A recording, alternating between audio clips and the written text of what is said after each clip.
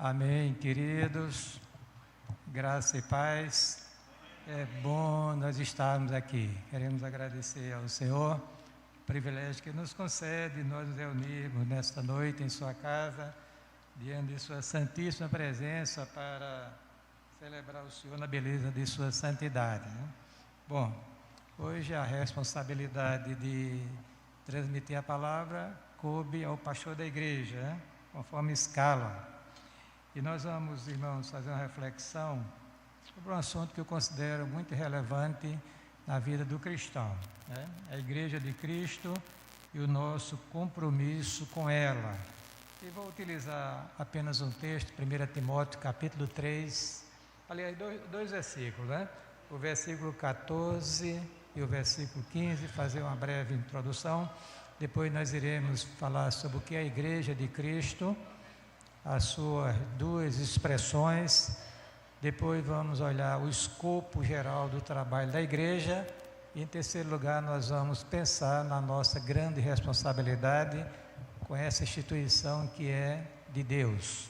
Amém, irmãos?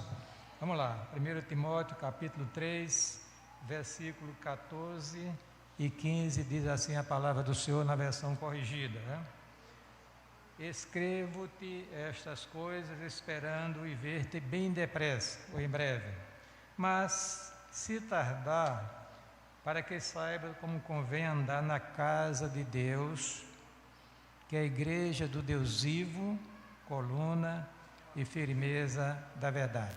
Depois Paulo fala sobre um hino cristológico que a gente poderia pregar em outra ocasião. Tá bom, irmãos? Deus nos abençoe com essa leitura e nos fala ao coração, né? Já disse aqui inúmeras vezes que nenhum pregador vai falar ao seu coração quando usa da palavra nos púlpitos.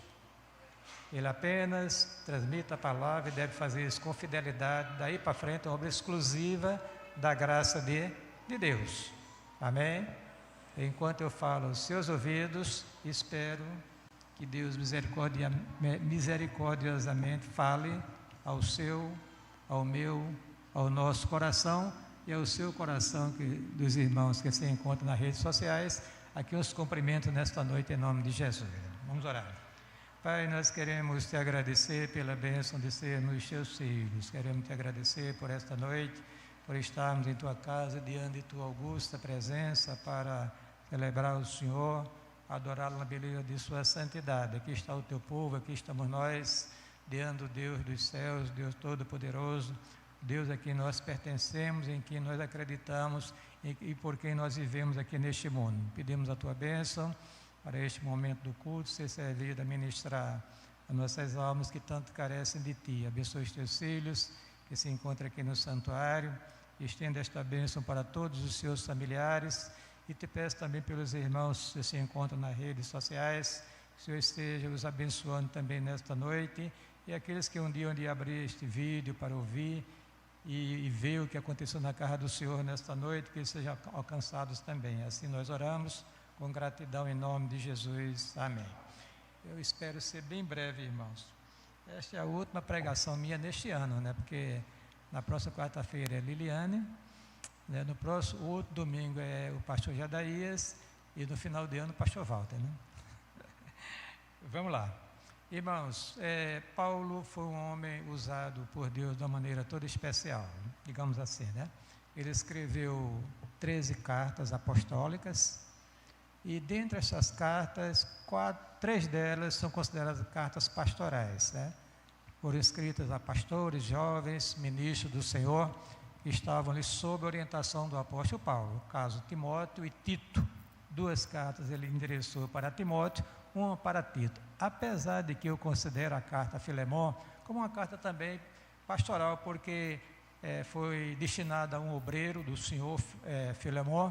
Tratou-se de um assunto muito interessante na época, que era a escravidão, servidão, que era comum no mundo antigo, e a orientação dele para que os senhores crentes tratassem os seus servos, né, com graça e com misericórdia. Mas e geralmente os teólogos, os estudiosos entendem que são 3 as cartas pastorais, 1 e 2 Timóteo e Tito. Amém? Vamos lá. Então, nesta carta de Tito, após Paulo tratar, ou melhor, Timóteo, a primeira, após ele tratar sobre o perfil dos pastores, ou presbíteros e diáconos, né, ele dá uma paradinha, digamos assim, e disse que esperava ver Timóteo em outra ocasião, o mais breve possível. Ele disse uma frase que é simplesmente extraordinária. Ele disse: olha, mas se tardar a minha ida até você, né, olhe, procure entender que você deve viver de uma maneira, né, que agrada a Deus, porque você está servindo ao Senhor na igreja, né, que ele chamou aqui a casa de Deus, a igreja do Deus vivo, e disse um qualificativo dela, a coluna e firmeza da verdade, firmeza da verdade. Depois ele canta um hino cristológico, né? Ele diz o seguinte: sem dúvida alguma, grande é o mistério da piedade. Deus se manifestou em carne, foi justificado no Espírito, visto dos anjos, pregado aos gentios, crido no mundo e recebido acima na glória, que nós não vamos tratar dessa questão.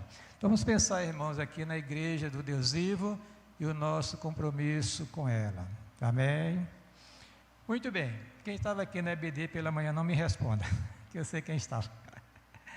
O pastor Walter, ele ministrou sobre o amor de Paulo pela igreja, uma lição muito bem explicada, excelente. Eu lhe convido a você abrir o vídeo quando chegar em casa e ouvir a ministração da palavra do Senhor nesta manhã. É justamente o assunto que nós estamos estudando, a vida de Paulo. E Paulo tinha um apego especial pela igreja do Senhor Jesus Cristo, a quem ele perseguira na sua incredulidade. Paulo era inimigo feroz da igreja, mas Deus misericordiosamente o alcançou, o transformou, ele apegou-se à igreja e viveu para Cristo, em função da sua igreja, neste mundo para a glória de Deus. Então nós vamos, irmãos, começar. O que é a igreja de Cristo? Muitas vezes a pessoa pensa que a igreja é as instalações físicas onde um grupo de pessoas se reúnem para cultuar a Deus. É muito mais do que isso. Olhando na perspectiva bíblica, a igreja é o conjunto dos eleitos de Deus, né, escolhidos na eternidade, alcançados no tempo pelos méritos redentores de nosso Senhor Jesus Cristo. Essa é a igreja na sua expressão universal. Que é isso? Todos os crentes que já partiram para a eternidade, né, que já estão descansando no Senhor, estão desincorporados, aguardando a vinda de Cristo e a consequente ressurreição dos mortos. Os crentes que estão vivos, aqueles que nós chamamos da igreja militante, quer dizer, todos os crentes, aqui, ali, acolá, espalhados na face da terra, essa é a igreja chamada igreja militante, que faz parte dessa igreja universal, né? Invisível, é o corpo místico de Cristo. E aqueles que ainda hão de ser alcançados, porque a igreja ela é um conjunto de elementos, de grupo de pessoas já definidas por Deus, e que a volta de Cristo e o consequente arrebatamento ocorrerão quando o último membro da igreja tiver agregado a este corpo. Aí não passará aquela geração sem que Jesus volte para buscar o seu povo. Essa é a expressão universal da igreja. E está espalhada aí na face da terra, ninguém sabe realmente, aqueles que ainda serão alcançados. Às vezes a gente critica A, B, C, e não sabe nem se é escolhido por Deus para a salvação. Deus tem os seus planos, Ele está operando, né? A igreja compete orar, buscar a Deus e anunciar o Evangelho. Vou falar um pouquinho daqui a pouco, né? Muito bem, essa é a igreja na sua expressão universal. Só que no programa divino, essa igreja de natureza de expressão universal, ela se expressa através das comunidades locais. Mas, pastor, como é isso? Olha, irmãos, das 27, das 13 cartas que Paulo escreveu, 9 foram destinadas às comunidades locais. Vejam o apreço que as igrejas locais têm diante de Deus, né? Como Deus as considera. Quando Paulo fala aqui para Timóteo, para que saibas como convém andar na casa de Deus, a igreja de Deus não estava falando da igreja na sua expressão universal, não. Estava falando na comunidade local, tudo indica que seria da cidade de Éfeso, onde Timóteo pastoreou. Então, irmãos, essa questão da igreja, na sua expressão local, que muitos não têm respeito, às vezes não consideram, né? Qualquer coisa sai da igreja, se aborrece com a igreja. Meu Deus do céu, é uma loucura que está acontecendo neste mundo, mas preciso entender, das 13 cartas que Paulo escreveu, 9 delas foram destinadas às comunidades locais, com os seus problemas, suas dificuldades, mas é a igreja do Deus vivo. E lá no Apocalipse tem 7 cartas que Jesus mandou diretamente para as comunidades locais. Então os irmãos devem entender, compreender que a igreja local, ela tem um papel preponderante deste programa divino. Então nossa igreja está dentro desse contexto. Diga amém, irmãos. A igreja local é uma instituição divina. Quer a gente entenda isso, quer não, quer considerem que não, quer o povo entenda que não importa. É o que a Bíblia declara, a igreja do Deus vivo, com autoridade espiritual aqui neste mundo. Quando Jesus falou sobre a disciplina na igreja, litígios, problemas de pecado, tratamento, ele diz o seguinte: olha, se alguém pegar contra ti, vai lá e resolva com essa pessoa. Se não conseguir, leva uma testemunha. Se não ouvir a testemunha, dize-o à igreja. Que igreja? A igreja local. Porque como é que a gente vai tratar de um pecado de alguém na igreja invisível, na sua expressão universal? Não existe isso, né, irmão? Então, na comunidade local, são tratados os problemas das comunidades locais, dos irmãos. Diz a igreja, se não ouvir a igreja, considere como gentil, publicano, não tem mais nada a ver com o reino de Deus.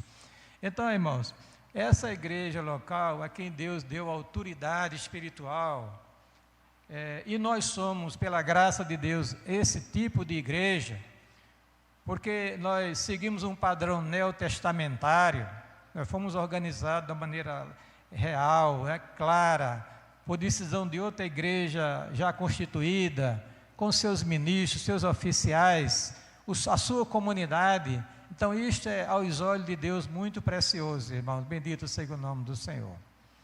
E essa igreja, na sua expressão local, ela está aqui neste mundo para realizar algumas tarefas que eu já falei para os irmãos aqui, já escrevi, já coloquei nas redes sociais, tem texto meu aí no meu blog, da igreja, assim por diante. Apesar de nunca mais eu ter alimentado o meu blog, mas tem muita coisa lá que eu vou deixar para os irmãos, também no site da nossa igreja. Todos os textos ali no site fui eu que escrevi, pela graça e misericórdia do Senhor. Tem até, quem se interessar, tem até um livro de teologia em quadro. Toda a teologia sistemática, são 580 quadros, que eu fiz para ajudar a igreja, a sua instrução, a afirmar nela na doutrina do Senhor, que está aí disponível para quem quiser. 518, 520 quadros do PowerPoint, está aí disponível para os queridos irmãos, inclusive até talvez a gente publique aí no e-book. Vamos lá para frente. Mas voltemos aqui ao assunto. Veja bem, então a igreja local, irmãos, ela está aqui neste mundo para cultuar a Deus. Amém? Vou repetir. A primeira grande tarefa da igreja local aqui neste mundo é celebrar cultos ao Senhor, nos dias convencionados por ela. Geralmente nós usamos mais os cultos no dia de domingo, que é o dia do Senhor, dia reservado para descanso e adoração. Então nós já combinamos que nós todos os domingos nos reuniremos aqui nesta casa para um momento de escola bíblica dominical e à noite um culto público vespertino de adoração e celebração ao Senhor, como é o de hoje à noite. Irmãos, isso é tão importante aos olhos de Deus, que Deus prometeu, todas as vezes que nós nos reunimos em nome de Jesus, se fazer presente em nosso meio, bendito seja o nome do Senhor. Isso, irmãos, é que quando eu comecei a entender esta verdade, os meus passos começaram a ser encaminhados para a casa do Senhor. Isso desde a minha adolescência.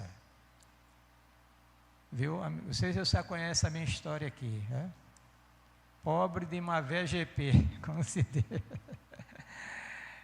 trabalhando no comércio, mas procurando a casa do Senhor para me reunir, para adorar a Deus.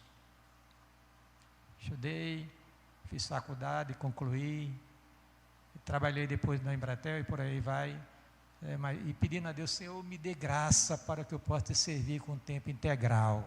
Era o meu sonho, o desejo do meu coração, estar presente no meio dos irmãos, ouvindo, louvando a Deus, apesar da minha voz não ser essas coisas todas, né?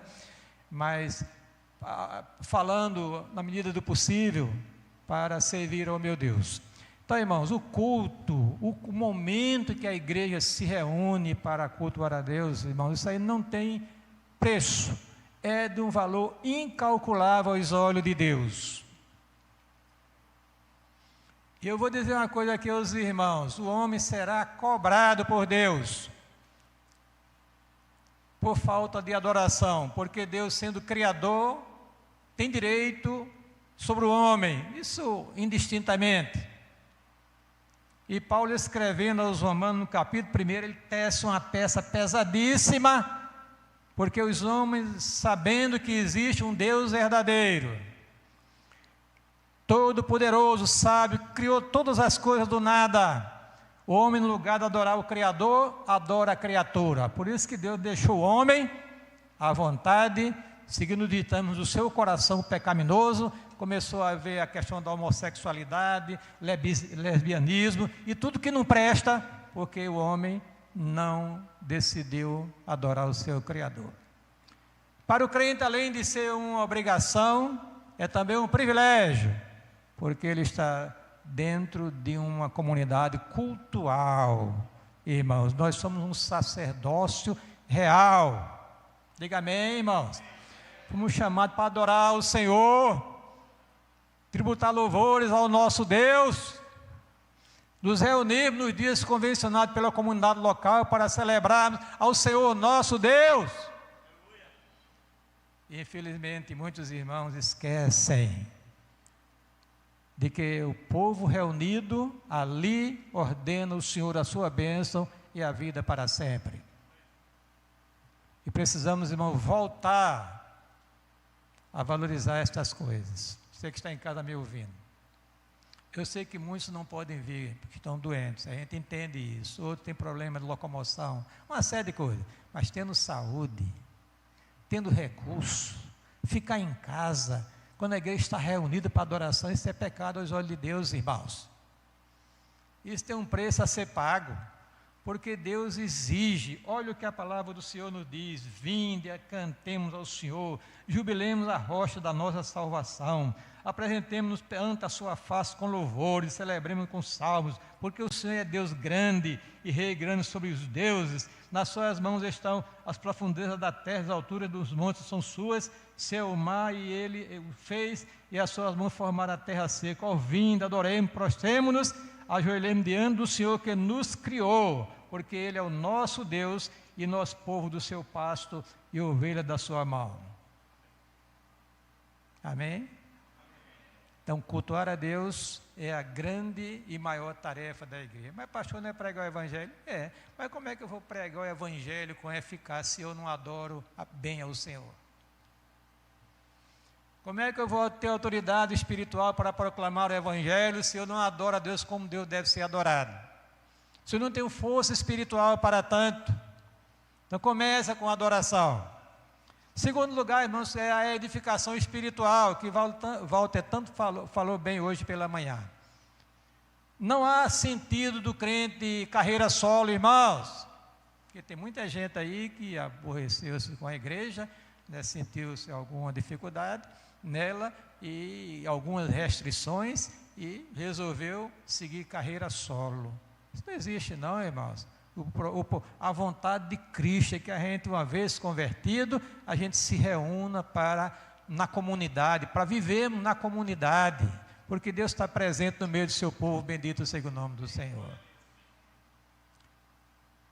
A edificação espiritual, irmão, nós dependemos uns dos outros. A palavra diz que Deus deu dons aos homens, amém? Deu ministérios ministérios diversos, para que no uso dos nossos dons espirituais ou naturais, promovamos a edificação da igreja. Esse é o sonho do Senhor, né? Que a igreja cresça na graça e no conhecimento de nosso Senhor Jesus Cristo. Isso não pode acontecer a não ser o povo reunido. Mas pastor, tem a internet, tem redes sociais, tem muita gente famosa pregando, não interessa, irmão. Tem as convenções, ou aquelas coisas maravilhosas, aqueles encontros de inúmeros aí, de homens, mulheres, tanta coisa, grandes convenções, né? Mas o pregador entrega uma palavra e vai embora. Quem vai pastorear o grupo? Eu sou os obreiros locais. Você é muito importante, irmãos. Porque você é uma pessoa que está sendo usada por Deus para promover a edificação dos irmãos. Quando você canta, o povo se alegra. Diga amém. Quando você prega, o povo se alegra. Às vezes não se alegra, porque quando é uma exortação, o pessoal fica murchinho, né? Mas quando é mensagem de consolação e edificação, a turma pula, louva e explode a igreja, louvado seja o nome do Senhor, né? O fato, irmãos, é que Jesus está paulatinamente edificando a igreja. Edificarei a minha igreja, disse ele, e as portas do inferno não irão prevalecer contra ela, bendito seja o nome do Senhor, né?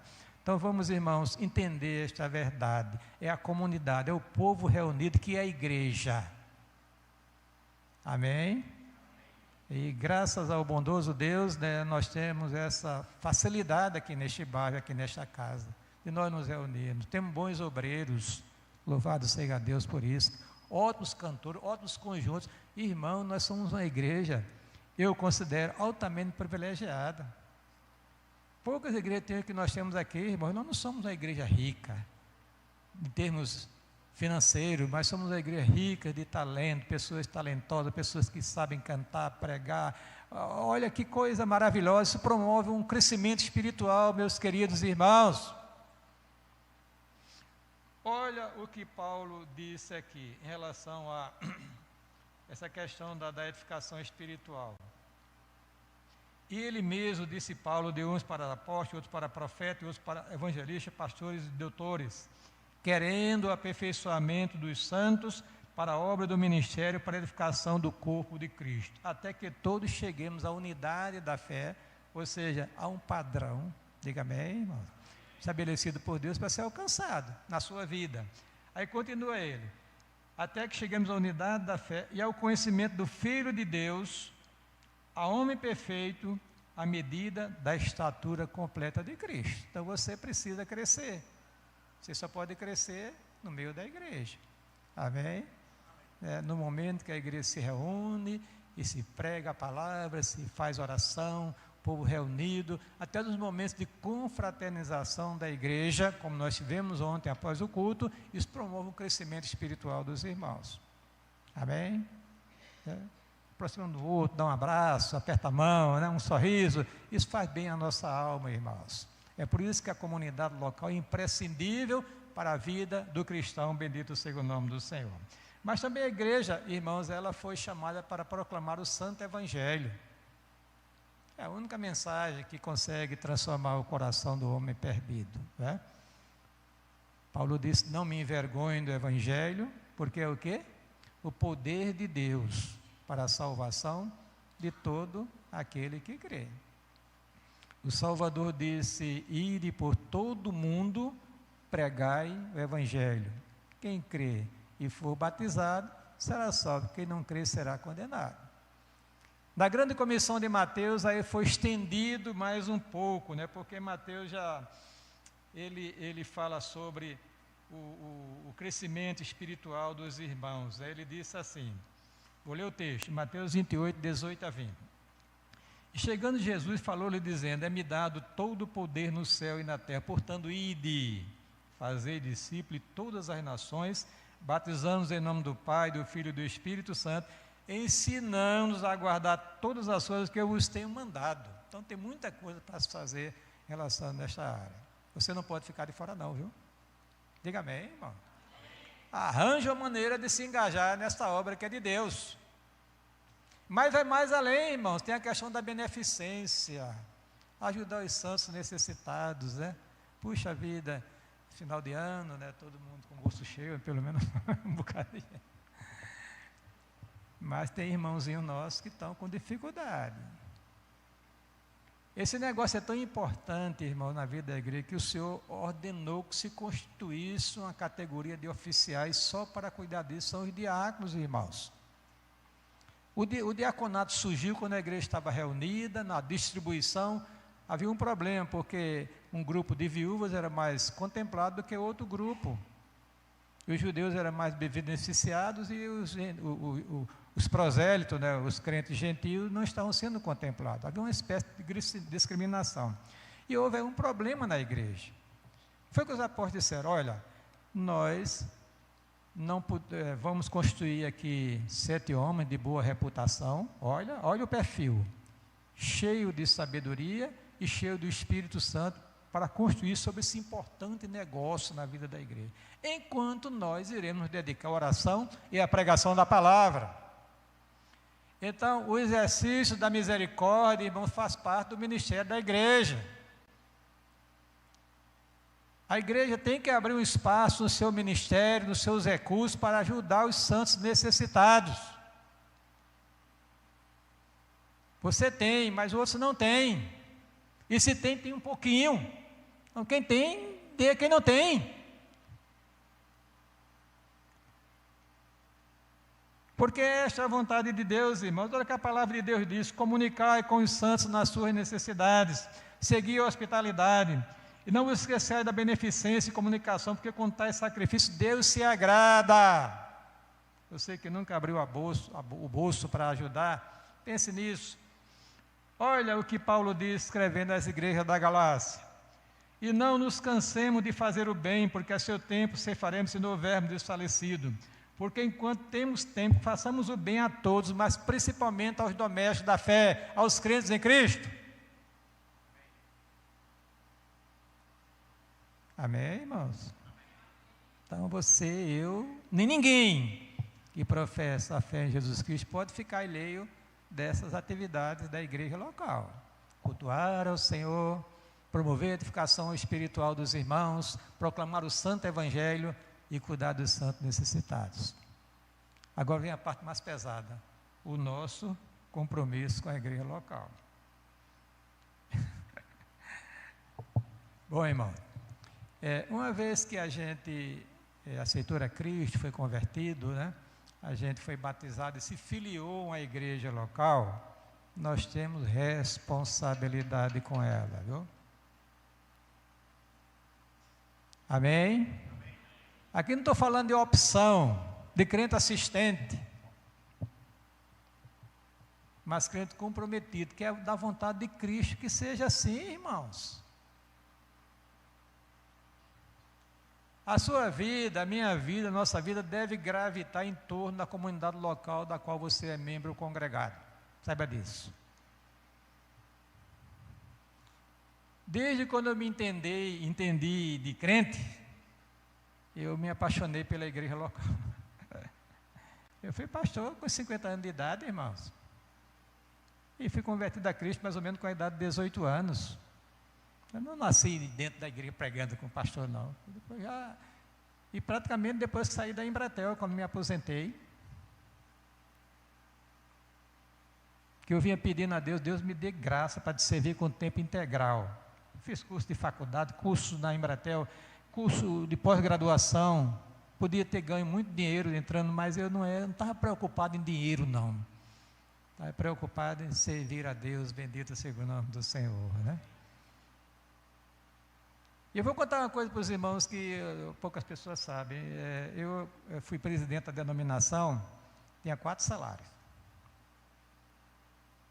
Mais aposentadoria. E mais o salário da igreja.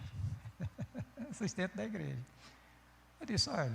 Eu disse aos irmãos, olha, se eu continuar como presidente da denominação, eu não aceito o pastorado da igreja. Mas se eu aceitar o pastorado da igreja, eu deixo a denominação, mesmo que me ofereça mais dinheiro, tá? Só para viajar e ganhar dinheiro e cuidar da denominação, mais complicado. E resolvi aqui, na reunião ali, dizer, olha, eu faço opção pela igreja. Perdi 4 salários. E muitos pastores, presidentes da denominação, acumularam o pastorado da igreja e a presidência da denominação não fez isso.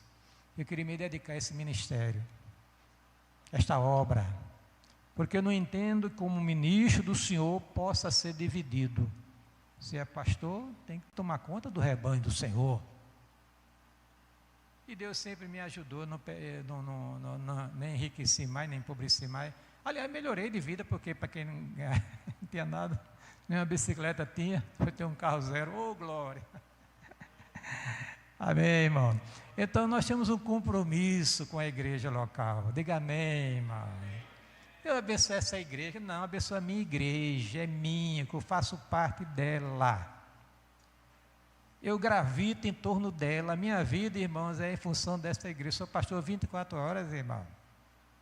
Quando eu vou orar lá em casa, Jesus abençoa a igreja, os pastores, os presbíteros, os diáconos, a membresia em geral, a extensão da igreja. Ô, glória! Irmão, porque nós estamos tratando com um negócio que é de Deus. Não é uma instituição qualquer, não é uma coisinha não, irmão, não é uma empresa qualquer não. A igreja do Deus vivo, a casa de Deus, coluna e firmeza da verdade. Então, irmão, vamos pensar que nós temos responsabilidade com esse ministério. Em que direção? Primeiro, questão das reuniões da igreja. Eu tenho observado, desculpe dizer, mas muita frouxidão nessa área. Olha que nós temos dias convencionados, com reuniões importantes de oração, quando o povo deveria estar clamando ao Senhor.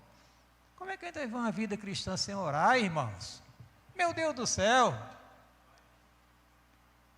Temos que arranjar um jeito de se reunir para buscar a Deus junto, irmãos.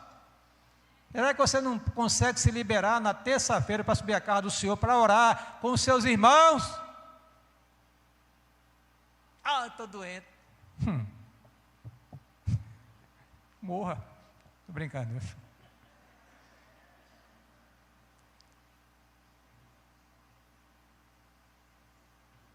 Se nós entendêssemos, irmãos, o papel da oração na vida do cristão, a gente se esforçava mais um pouco. Meu Deus, como é difícil para trazer o povo para buscar a Deus. Que misericórdia. E olha, estou sempre lembrando, olha, hoje é culto de oração, até que eu deixei, mas eu vou ver o que vai acontecer. Mas acho que eu preciso continuar apertando. Alguém já disse, viu, pastores aí, né? Já daí, e os senhores ilustres ministros do Senhor, né? Diz que um dos papéis da igreja é não deixar os crentes pecarem em paz. Vou repetir, um dos papéis do ministério pastoral é não deixar os crentes pecarem em paz. Temos um compromisso, irmão, de nos juntar para invocar o nome do Senhor nosso Deus. Clama-me e responder-te-ei. Anunciar-te-ei coisas grandes e firmes que não sabes, irmãos. Mesmo que Deus não responda a oração de imediato, você continue orando ao Senhor. Só vai orar quando está com problema, é? Eu não vou dizer, manda problema a Jesus para o teu povo orar. Não vou dizer isso não, já disse isso aqui, mas não vou dizer mais não. Vai precisar disso, ser acochado para correr, para pedir oração? Tem uma senhora aqui, que eu não vou dizer o nome dela, que não está mais aqui, ela está desesperada, desempregada, e pediu, olha, pelo amor de Deus, me ajude em oração, preciso de um emprego. Aí a gente orou, Deus abriu a porta, 2 empregos para ela, né? Depois a mulher desapareceu. Quer dizer, só busca a Deus quando está em aperto. Não deve ser assim não, irmão. O crente deve ter prazer na oração. Amém? Mesmo que venha, faça um esforço, né? Você tem um compromisso, irmãos, com Deus, de orar pela igreja, por você mesmo, pelos obreiros, pelos necessitados, pelos enfermos, pela pátria, pelas famílias da igreja. E onde é que está você? Só não espere que seja aí na televisão, assistindo os programas aí, né? Porque Está aqui. O culto está acontecendo, nós estamos invocando o nome do Senhor, nos humilhando diante de Deus, um grupo, e a maioria da igreja está onde? EBD. Eu sei que realmente houve um problema, a gente sabe disso, né, que antes da pandemia tem todas as classes, tudo direitinho, tudo bonitinho, muita gente nas classes, né? Cada um com seus professores, mas depois veio a pandemia, o negócio complicou, tivemos que levar a igreja para a casa dos irmãos, né? Nós deixamos de nos reunir por um certo tempo, questão de precaução, etc., e isso foi muito bom, porque ninguém aqui morreu do Covid, glória a Deus, né? Porque nós cuidamos da higienização, da distribuição, né? E fomos poupados, bendito seja o nome do Senhor. Teve igreja que afrouxou e morreu gente que só... Morreu pastor, mulher de pastor, presbítero, diácono, pense de mantê-lo, porque não seguiram as orientações dos protocolos de saúde que o Estado brasileiro tinha preconizado. E a gente colocou e evoluiu muito em termos de mídia, glória a Deus, a equipe é maravilhosa, parabéns irmão, Fabiano e a equipe. Nós pagávamos R$1.000 com uma pessoa que era amiga nossa aqui, que contratada por mês e hoje nós não pagamos mais, porque compramos equipamentos, né? E estamos veiculando aí nas redes sociais, que é uma bênção do céu. Mas, por outro lado, muitos irmãos se acostumaram a ficar em casa assistindo o culto. Já pensou? É muita moleza, né? É muita moleza. Aí que orar só não quer mais vir para a igreja. Não, irmão, temos um compromisso com Deus, com a igreja. EBD, tudo bem, está aqui. Eu não vou dizer quantos tinham presente aqui não, né? Mas eu contei, viu? Mais ou menos, né?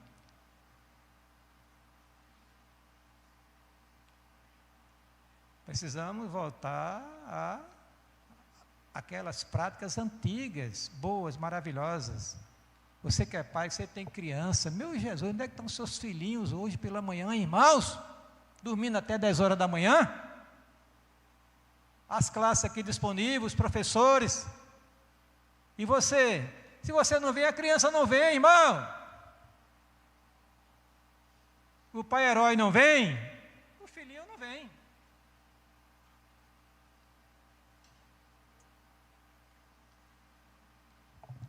A igreja, irmãos, ela existe para ajudar a formar Cristo no coração das suas criancinhas.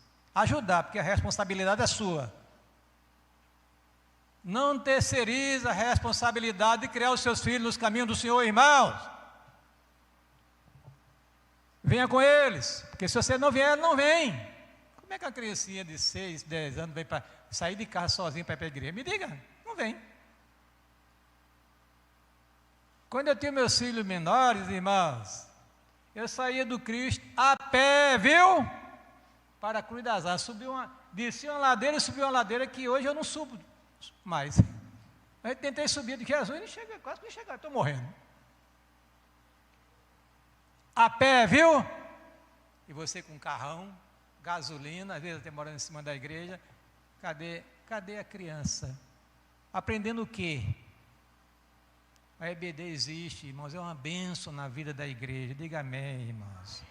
Essas irmãs se doam, o ministério infantil, se preparam, a gente compra revistas, né, para abençoar o seu filho, mas se você não vem, a criança não vem também. Aí depois, quando se desvia dos caminhos, não, IH, mas...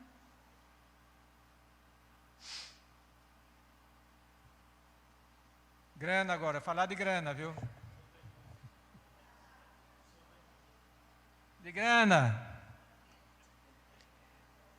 Você que está me ouvindo não vai pensar que essa igreja aqui vive em função do seu dinheiro não, viu? Eu já escrevi dizendo, um texto longo, né? Falando que a igreja não recebe subsídio de governo, nem queremos político nenhum botando um vintém aqui dentro. Porque se ele botar, ele vai querer o voto da igreja. E eu nunca pedi voto aqui a ninguém do público, para candidato nenhum. Seja de esquerda, direita, sei lá, das alturas, sei lá o que for. Eu lutei para preservar essa igreja longe da política, fui reclamado de mim, gente saiu daqui, mas não entra na política aqui. E eu tenho minhas convicções, viu?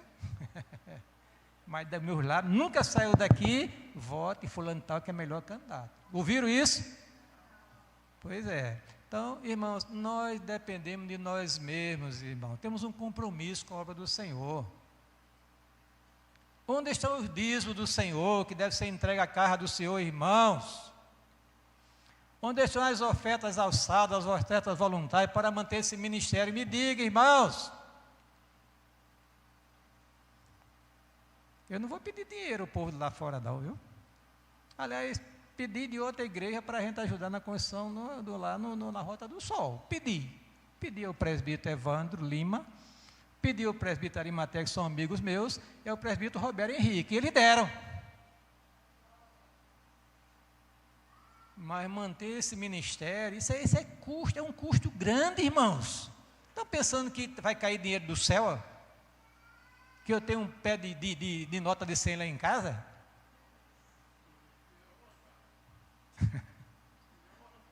Está vendo a gente aqui até para ajudar a cultivar. Pois é, então, irmãos, vamos aprender que temos um compromisso. Se os irmãos pararem, vai ser um caos. Você não quer boas instalações, não quer bons pregadores, não quer as pessoas atuando, preparadas, etc, etc. Isso tem um custo. E você é responsável para manter esse ministério, sabia? Você é responsável para manter esse ministério. Não sou eu que estou dizendo, é a palavra de Deus que diz: trazei todos os dias na casa do tesouro, para que haja o quê? Mantimento na minha casa. Aí os tacanha, bolso fechado, né? Aí diz, não, o dízimo até eu vou dar uma cipoada, permita a expressão, num determinado homem grande que está dizendo que dízimo não é mais nada não. Isso desestabiliza a igreja. Eu já escrevi, 90 é maior do que 100. Alguém já leu esse artigo meu? Está aí disponível. 90 é maior. O senhor está doido, pastor? O senhor disse que é formado, é administração, o senhor não deve ter feito integral, quando eu fiz integrais, sei lá, tanta equação que eu não me lembro mais nada. 90 maior do que 100, o senhor está doido? Estou não. Porque Deus lhe deu 100% para você manter o muito ou pouco, não interessa, e disse, olha, devolva 10 para manter a minha casa, e eu prometo abençoar os 90. E isso tem acontecido comigo, viu? E com aquelas pessoas fiéis ao Senhor. Eu me lembro do irmão lá na igreja congregacional de Cruz das Armas, ele tinha só, ali perto da Eletropeça, ele tem uma banquinha, dois bancos, que vendia esse negócio de fogão. A válvula, a mangueira, aquela boquinha. Né? Eu digo, como é que pode esse cabo, desculpa a expressão. Nordestino não tem jeito não, né? Como é que esse irmão, e ele era dizimista fiel, porque eu é quem contabilizava o dinheiro na igreja central, irmãos, eu era o escriturário. Aí, pastor Catão, vamos fechar o caixa, eu digo, Jesus, eu vinha cansado do trabalho lá em Bratel, ou do comércio, Jesus, e agora? Bahia, a segunda-feira, e era anotar um por um, no livro. Olha, abriu o envelope, ele contava, e ele arrumava o dinheiro tudo de um jeito, às vezes somava, não dava certo, aí já vai, meu Deus, aí calculava tudo direitinho. E esse irmão, né, ele na sua trabalho insignificante, aparentemente, mas tinha a bênção do Senhor, porque ele era dizimista fiel. Pastor, e aí? Casinha própria. Os filhos se casaram com pessoas que ganham dinheirinho mais. Olha aí, formaram-se. Olha a bênção do Senhor na vida daquela família, irmão, porque foram fiéis ao Senhor nos dízimos e nas ofertas, irmãos. Mas para aqueles que dizem, não, o dízimo, isso aí irmãos, o dízimo foi instituído, o princípio foi revelado a Abraão, antes da lei, estabeleceu o dízimo como a contribuição para o povo de Israel. O princípio é desde a época patriarcal. Diz a Bíblia que Abraão dizimou a quem? A Melquisedeque, que era sacerdote do Deus vivo. Moisés legisla e ordena, aliás, Moisés não, Deus usando Moisés, que seja entregue o dízimo aos levitas, os levitas entregassem o dízimo dos dízimos aos sacerdotes, para manter todo o funcionamento do culto ao Senhor. E no Novo Testamento, a Jesus disse, olha, vocês deveriam dizimar isso e aquilo e aquilo outro, e não deixar de vocês dizimam, né, o endro, a hortelã, etc, né, e desprezam os princípios básicos da lei. Deveriam fazer aquelas coisas sem deixar essa. Quer dizer, Jesus autenticou o dízimo do Novo Testamento. Mas você diz assim, pastor, por que Paulo não falou, que eu já vi isso, alguém escreveu? Mas Deus me mostrou por quê, irmãos? Porque não era, observe que nas cartas apostólicas, os apóstolos estão tratando de problemas nas igrejas, e o dízimo não era problema. Por isso que Paulo não disciplina a questão. Por quê? As igrejas eram compostas de judeus e gentios. Os judeus trouxeram aquele costume salutar que eles tinham no meio do povo de Israel, contaminou, no bom sentido, os gentios, e eles dizimavam para manter o trabalho do Senhor. Está aí porque há um silêncio nas epístolas canônicas. Eu escrevi sobre isso também. Está aí, disponível. E para vocês, sabe que eu escrevi para vocês também. É uma bênção, irmãos, contribuir com a obra do Senhor. Amém? A alma generosa, disse Salomão, engordará. Ô glória. Não está falando no corpo não, na alma, né? Se fosse o corpo engordar é meio complicado hoje, né? A alma generosa engordará, né? Mas tem irmãos que têm um bom emprego, pessoas que se regozijam que Deus abriu porta, aumentou o salário, mas não chega um vintém na tesouraria da igreja para manter o ministério da igreja, que ele tem responsabilidade também. E aí? Já estou pensando, ao final do ano, estou vendo aqui, saiu fulano não sei para onde, dizimava, o outro já também desapareceu, não dizima mais. E eu, como é que eu vou fazer para manter o ministério? Eu vou ter que tirar do meu sustento, não tem problema nenhum, e vou ter que apertar aqui, apertar acolá, para manter o ministério de pé, irmão. São realidades, tem os homens aqui, sabem, eles homens trabalham, sabem que é isso.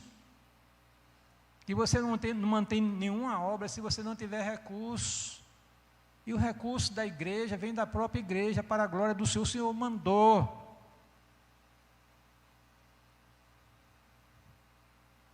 Deixa eu citar essa aqui para terminar. Socorro, Jesus. Lá em Provérbios 3, eu queria que você abrisse a sua Bíblia. Estou terminando já, irmão, porque senão vou estender muito, e eu disse que ia falar pouco, mas é preciso, né? Olha, irmão, diz assim, presta atenção. 3,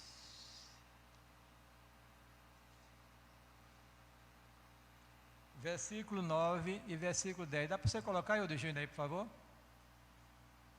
Provérbios 3, 9 e 10. Honra ao Senhor com os teus bens e com a primícia de todos os teus ganhos. Todos, viu? E se encherão abundantemente os teus celeiros, e transbordarão de vinho os teus lagares. Está vendo? Então, eu considero particularmente um investimento na obra do Senhor. Você não gosta de negociar com Deus, então não deveria ser assim, porque a contribuição é por gratidão ao Senhor. Se Deus me deu tudo para o meu sustento e pede que eu devolva 10 para manter a sua casa, por que eu não faço isso? E tem outro problema, é que os irmãos, muitos, né, aqui na igreja, eles não conseguem entender que o dízimo é também do 13º salário. Pastor, o senhor sabe do sei, porque eu e Denise é que faz a conta. Deus não te deu, irmão. Abra esse bolso. Um dos primeiros sinais de conversão é o bolso aberto. Pergunta a Zaqueu, se ele estivesse vivo aqui. Pergunta a Zaqueu, aquele baixinho. Mas os irmãos só pensam em festa, nas coisas, né? Poucos aqui na igreja conseguem entregar o dízimo do 13º salário. Eu sei quem são. E essa pessoa, as pessoas sabem quem são. Mas, infelizmente, outros... E nós temos responsabilidade dobrada, irmãos. Que Deus tenha piedade de nós, irmãos. Esses são alguns dos compromissos, né, que a gente tem com a igreja local. Não podemos deixar de fazer isso. Tem mais coisas, né, que viver uma vida de santidade, uma vida de testemunho. Crente dá testemunho, irmão. Você é crente dessa igreja, você é uma pessoa diferenciada. Pode andar por aí de qualquer jeito, não. Você tem compromisso com a igreja do Senhor, com o seu Deus e com, com a sua igreja. Muita gente quer fazer uma dicotomia, não, a igreja é uma coisa, Cristo é outra. Não, irmãos, a igreja é o corpo de Cristo, Ele é a cabeça da igreja. Há uma integração absoluta entre Cristo e a igreja e Cristo, irmãos. E nós somos essas pessoas que Deus escolheu para a salvação, nos ajuntou especificamente nesse ministério, diga amém, né? E disse, olha, vocês serão abençoados, vocês serão renovados, fortalecidos, vocês irão crescer espiritualmente, o céu está garantido para vocês, todas as bênçãos já prometi para vocês, agora se comprometa com a minha obra, porque essa obra é minha, é de Jesus, irmãos. Ah, eu amo Jesus e não amo a igreja, mas que hipocrisia. Porque a igreja é o corpo de Cristo, está integrado. Tocou na igreja, toca nele. Saulo, por que me persegue? Não está perseguindo a igreja, está perseguindo a igreja. Há uma integração. Então entenda isso nesta noite. Deus te abençoe, te dê graça, tenha piedade de mim, de você, de nós, porque nós estamos envolvidos com a obra do Senhor, a igreja de Cristo. Diga amém, irmãos. Né? Tem uma comunidade local que nós estamos inseridos dentro dela, como membros ou congregados, que precisamos cumprir as nossas obrigações diante do Senhor e diante da comunidade. Lê a frasezinha que eu coloquei aqui. Do que vimos, amados, reafirmamos que a igreja é a agência do reino de Deus neste mundo e que ela é o que é de mais importante no programa Redentor. Né? Entendemos pelo que vimos que todo cristão tem um compromisso com membro ou congregado de uma igreja local, onde estamos com as nossas famílias servindo ao Senhor. Portanto, não devemos nos omitir desses compromissos, pois estamos lidando com as coisas de Deus. Assim sendo, sejamos fiéis em tudo ao Senhor e com certeza Ele nos abençoará em nome de Jesus.